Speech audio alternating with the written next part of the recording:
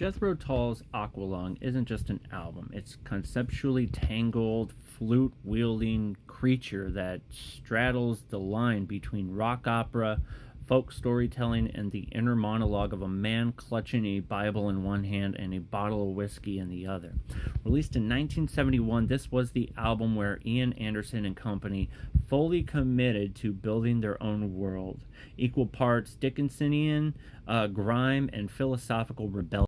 The title track, Aqualung, kicks things off with a bang, a grimy, unforgettable riff, vivid imagery of a pervy old vagrant, and a sound so British that it practically comes with a pint of bitter and a crumbling church. It's heavy, it's theatrical, it's weirdly sympathetic, and that's the kind of magic here. Anderson doesn't judge his characters. He gives them a voice, even if it's wheezing, homeless, and a little too close for comfort. By the time you reach Cross-Eyed Mary, the band is already doubling down on the Dickens core teenage prostitution.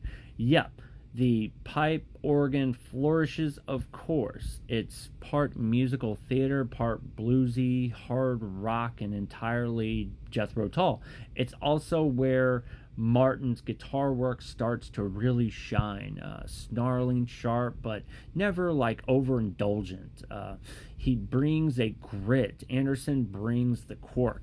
The second half of the album, often misinterpreted as a full-blown concept about organized religion, spoiler, it's more loosely thematic, gets surprisingly tender. Mother Goose sounds like, Lewis Carroll with a hangover. Hymn 43 takes on religion with a wink and a sneer. And then there's My God, arguably the band's most powerful critique of religion as institution, complete with a haunting middle section that feels like a monk got lost in a prog jam. But the heart of the record might be Wandering Aloud, a short acoustic ballad that strips away all the theatrics and reminds you that there's a sensitive soul underneath the facial hair and the flute solo.